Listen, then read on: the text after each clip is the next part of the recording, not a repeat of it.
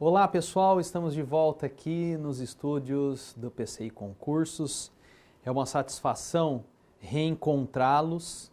Eu sou Gilberto Ligeiro, professor de Direito Civil, e nós vamos começar a tratar de um tema novo. Vamos falar então de alguns temas relacionados ao direito das coisas.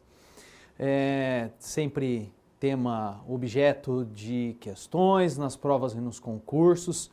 Muitos entendem ser um tema complicado, mas nós vamos tentar aqui mostrar algumas faces de descomplicação desse tema. É um tema que apresenta duas grandes vertentes, a posse e os direitos reais, e nós então vamos tentar aí mostrar os principais aspectos desse importante tema. Caro amigo concursando, venha com a gente, continue firme na sua maratona, sempre disposto a estudar com cada dia mais, com mais afinco, com mais vontade e com certeza os resultados acontecerão. E o PCI Concursos está aqui para ajudá-lo nessa tarefa de obter excelentes resultados. Então vamos lá. Nós precisamos, num primeiro momento, caros amigos, tratarmos de algumas generalidades do direito das coisas, entendermos, afinal de contas, num primeiro momento, qual é o nosso objeto de estudo. Então, por isso que nós vamos traçar aqui algumas generalidades, a partir da definição, finalidade, normatização, enfim, para nós entendermos qual é o nosso objeto de estudo nessas aulas. Muito bem, dentro dessas generalidades, nós vamos destacar então a definição do direito das coisas, um conjunto de normas que disciplinam as relações jurídicas referentes aos bens que comportam apropriação exclusiva pelo homem. Essa é uma definição bem aceita pela doutrina. Há, claro, outras, tantas definições, mas essa é uma definição bem aceita, de modo pacífico, generalizado pela doutrina. É importante nós destacarmos que, em relação a essa definição, o direito das coisas ele está intimamente relacionado à apropriação de coisas materiais. O tratamento do direito das coisas se dá em relação a bens passíveis de apropriação, tanto quanto nós falamos aqui que comportam apropriação exclusiva. Então são aquelas coisas, são aqueles bens materiais. Nós vamos verificar adiante que há uma divergência em relação à apropriação de bens imateriais. Então, ficam aqui as nossas considerações em relação à definição, relações jurídicas também que estão relacionadas a bens que comportam apropriação exclusiva pelo homem. Qual é a finalidade do direito das coisas, Quando nós falamos da finalidade, nós procuramos enfatizar, e vocês também procurem enfatizar aí, a importância prática do direito das coisas. Vamos então raciocinar e pensar no direito das coisas e sua funcionalidade, como que elas funcionam na vida das pessoas, como que as coisas funcionam na vida das pessoas. Vejam, eu destaquei dois itens aqui, pessoas e interesses e bens. E por quê? Porque, na verdade, as pessoas, de um modo geral, elas precisam da satisfação, elas precisam satisfazer os seus interesses. E os interesses são primários, secundários, enfim, existem várias modalidades de interesses. Aqueles interesses que vão desde a alimentação, que vão até acumular bens, ter bens móveis, imóveis, enfim, todos os tipos de interesses. É importante destacar que esses interesses eles vão efetivamente encontrar satisfação e as pessoas vão encontrar satisfação desses interesses nos bens, nas coisas. Essas coisas são tanto materiais quanto imateriais.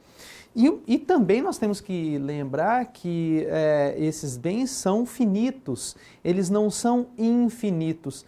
Tanto é verdade que uma parcela da doutrina diz o seguinte, que em relação aos bens infinitos e que não podem ser, então, e que não merecem, então, esse tratamento tão próprio do direito das coisas, porque não acabam, né? Ou pelo menos no primeiro momento não vão acabar, né? Então nós temos, por exemplo, o ar atmosférico, né? O ar atmosférico não é um bem finito, né? É infinito, então não merece, né, esse tratamento do direito das coisas. Então o direito das coisas vem justamente regulamentar essa disciplina, vem disciplinar a relação que as pessoas têm com essas coisas e com esses interesses que são, satisfeitos com essas coisas, com esses bens. E como eles são finitos, obviamente, os conflitos poderão existir, os conflitos se verificarão, né, se intensificarão, e o direito das coisas vem efetivamente regulamentar justamente isso daí para que sejam evitados maiores conflitos de interesses. Essa é a principal finalidade do direito das coisas. Muito bem, continuando, agora nós temos aqui um aspecto bastante interessante, caros amigos concursandos, que é o aspecto da normatização, né? E aí nós colocamos a seguinte questão no slide. Onde podem ser encontradas as normas relacionadas ao direito das coisas? Né? Nós procuramos destacar essa normatização, caro amigo concursando, porque, como nós já estamos falando aqui há algum tempo, é muito importante estudar o nosso direito a partir da lei.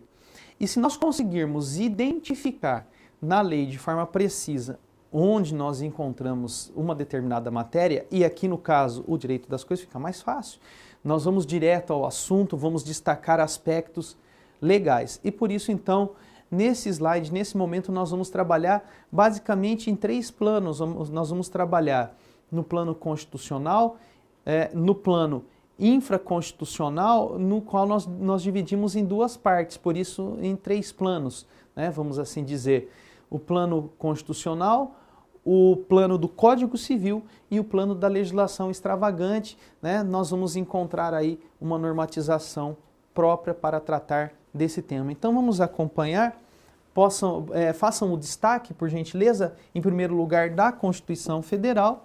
Na Constituição Federal nós vamos encontrar direito das coisas, de certa forma, claro, uma relação, né, de dispositivos da Constituição Federal com o direito das coisas, já no caput do artigo 5º, quando lá no caput nós vamos enxergar como direito fundamental a propriedade ao lado da vida, da segurança, enfim, da liberdade, nós vamos ver no caput do artigo 5º da Constituição Federal.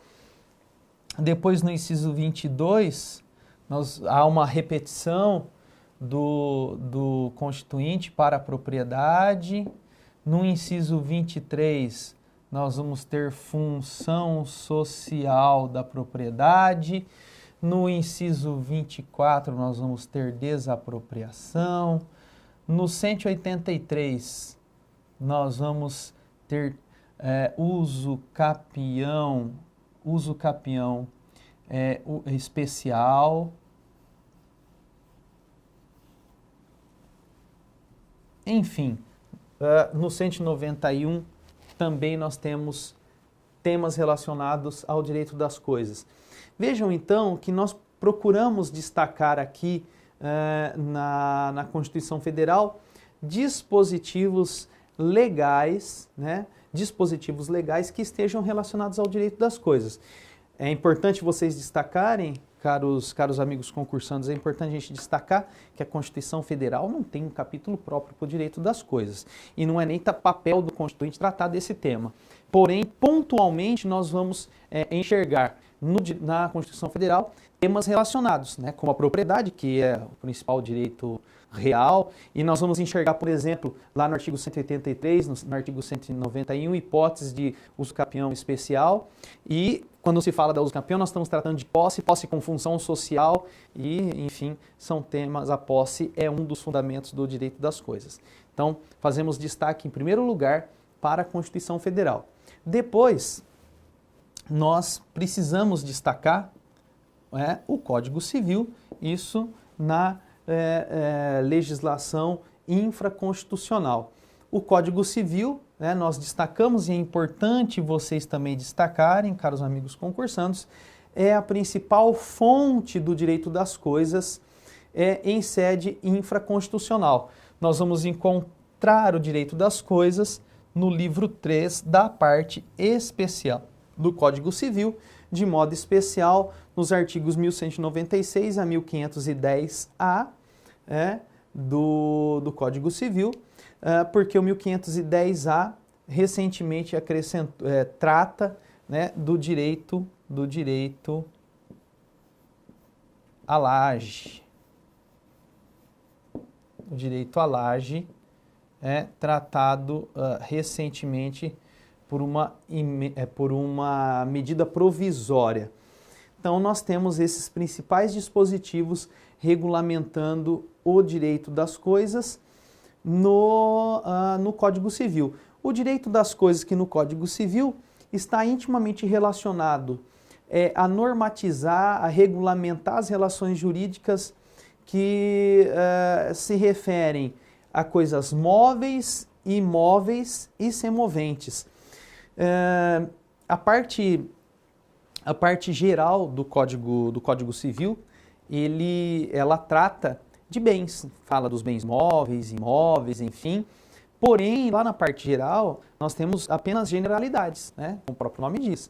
Questões genéricas falando sobre os bens, como que eles se caracterizam, os bens móveis e imóveis, e eventualmente benfeitorias, acessões, enfim. Mas o legislador, obviamente, como nós já falamos, tendo como pano de fundo aquela finalidade, acabou trazendo para um livro próprio toda uma regulamentação do direito das coisas.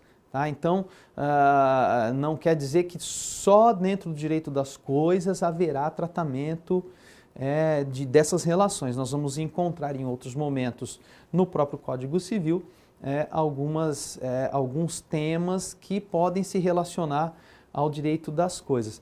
Por exemplo, há uma divergência doutrinária sobre o pacto de retrovenda, que nada mais é do que a possibilidade do proprietário reaver a coisa após um determinado prazo.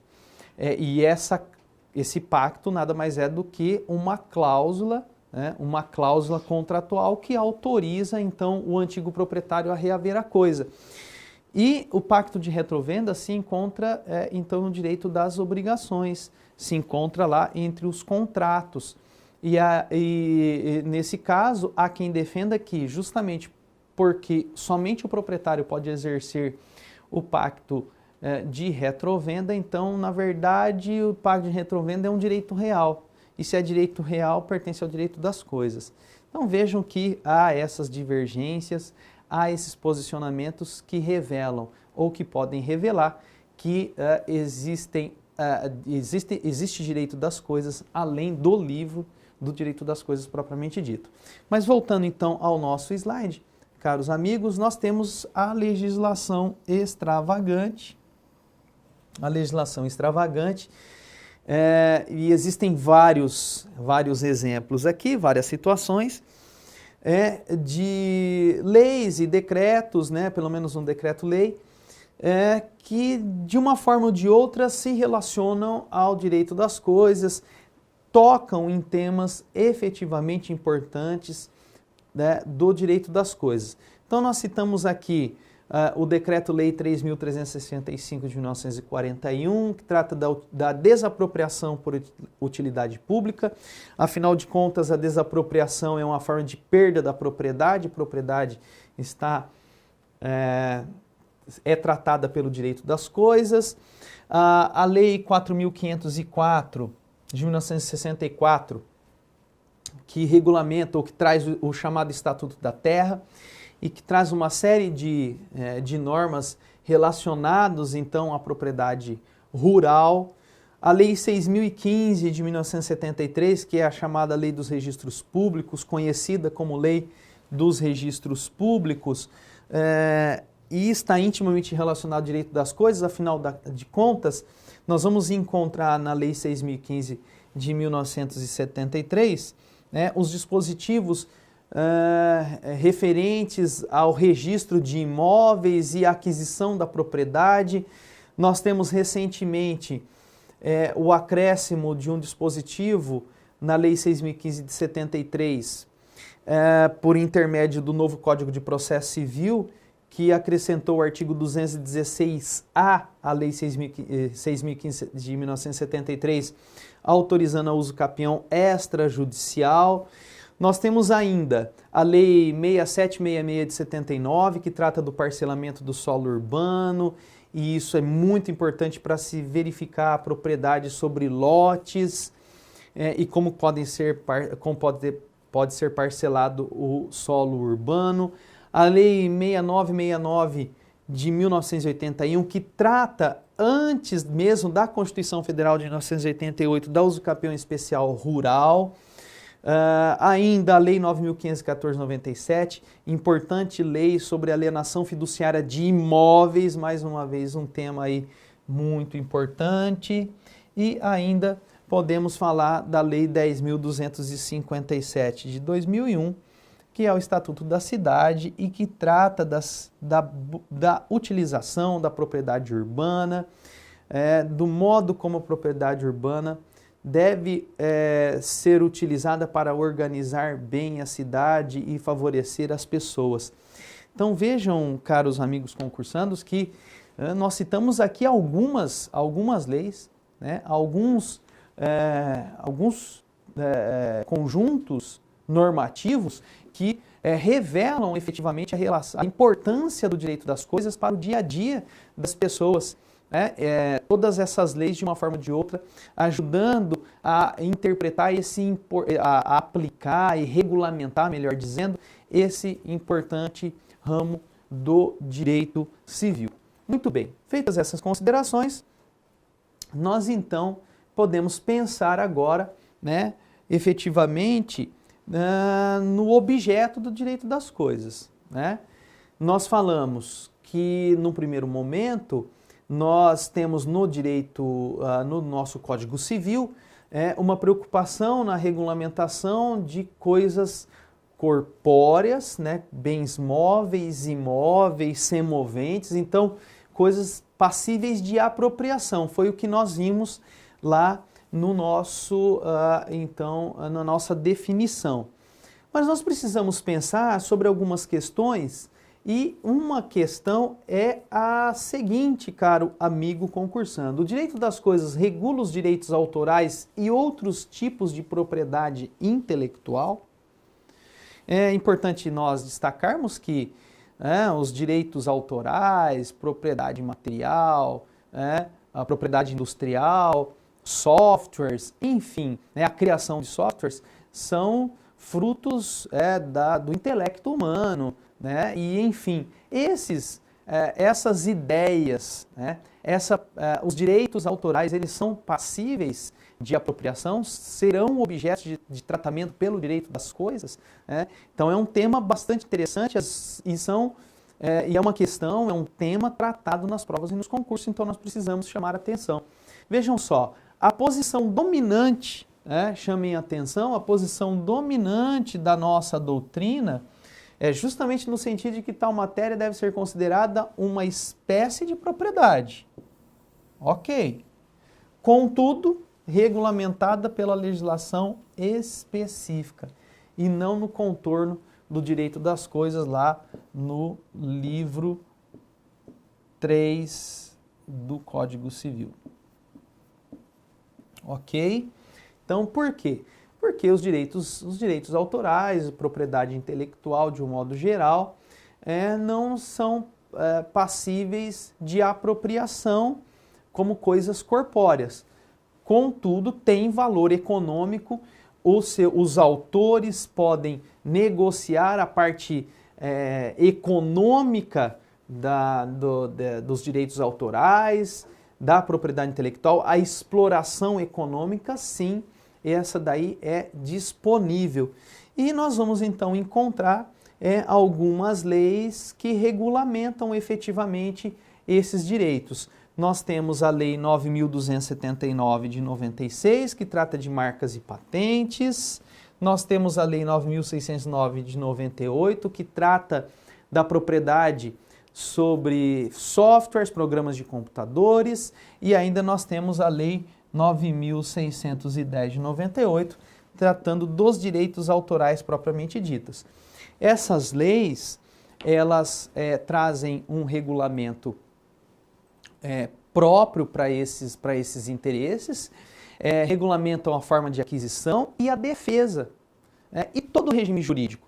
Então, a doutrina diz, olha, essa legislação é autossuficiente, são temas muito específicos que não se enquadram nas disposições do direito das coisas no Código Civil e assim devem efetivamente ser regulamentadas pela legislação extravagante. Claro que alguns princípios e algumas ideias do direito das coisas acabam sendo aplicados a eles também, porém há toda a legislação expressa, extravagante e expressamente tratando desses temas. Caro amigo concursando, essa é a primeira parte do direito das coisas. Espero vê-los em breve. Um abraço e até mais.